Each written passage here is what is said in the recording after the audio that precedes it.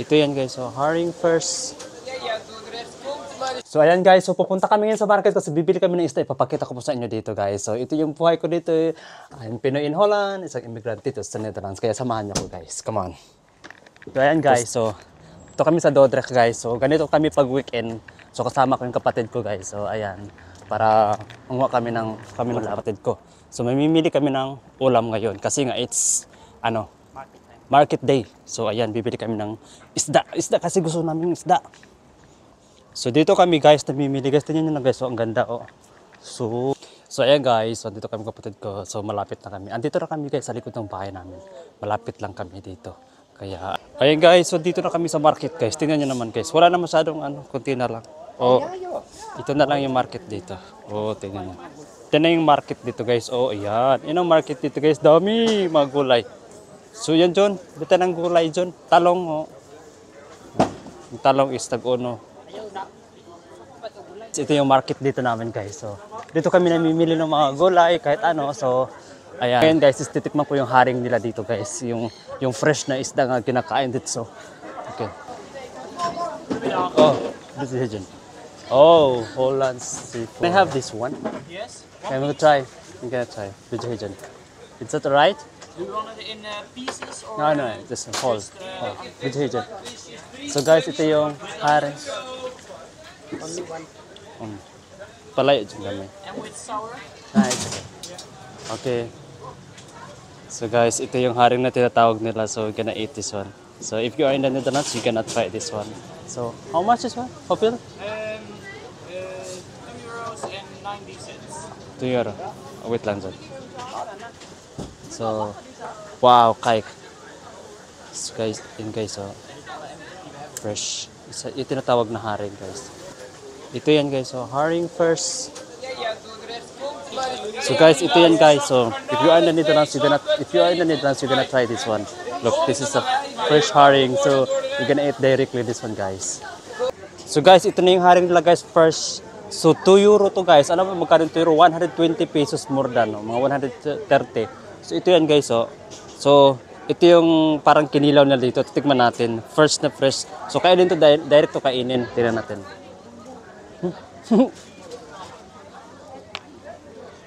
Oh. Ay guys. Oh. Hindi ko bet guys. Oh. Parang ibang lasa guys. Ayaw ko. Yun lang guys. Actually yung lasa. Oh. Ang sarap. No. No. 1 to 10, I give this one 2. Okay na. Oh. Bihira ko yan. Guys, grabe. Ay! Ang langsa. Gusto ko itapon. Ano? Ay, grabe. Uy, ang langsa. Ayaw ko nang kumain ng uli. Pangit. So maraming mga isda dito guys. Ayan o. Mamimili ka dito na maraming isda. So ayan. Look at this guys. Pwede yung karpa o.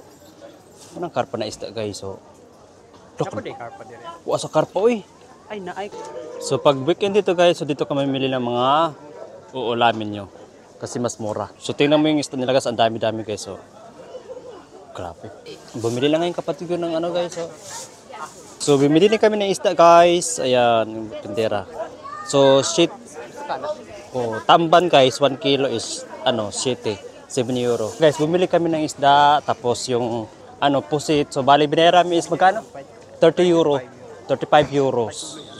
Tapos mapalit na pud biguan guys, luya guys. Tapilang luya nila. So ang gimper ko yung 70 tag city ang 1 kilo. So €2 daw sister. So ayun yung tindero.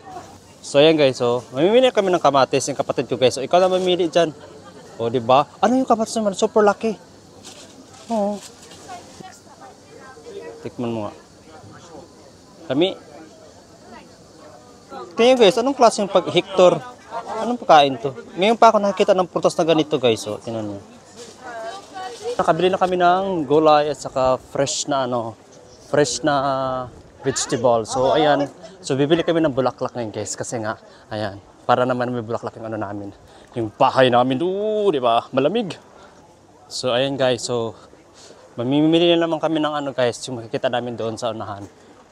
Bibili kami ng something. So guys, mamili kami ng bulaklak. So ito yung bibili ko guys. Tatlong piraso nito is 6 euro. So, bigay ko to. Lagay namin to sa garden namin. Ayan meron ako. To, 6 euro to guys. Siguro mga 350 to. So guys, daming bulaklak guys. Ayan.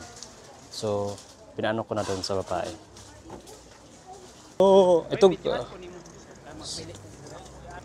So yung kapatid ko bibili nila ng bulaklak guys kasi nga ilalagay nila sa bahay nila. Ayan, wow, ang dami. Tingnan mo, ang ganda. 3 stock for 3 euro. 4. 4. Di ba? Di ganda. Hoy, kanik di sa Dria. Yeah, this stock, yeah.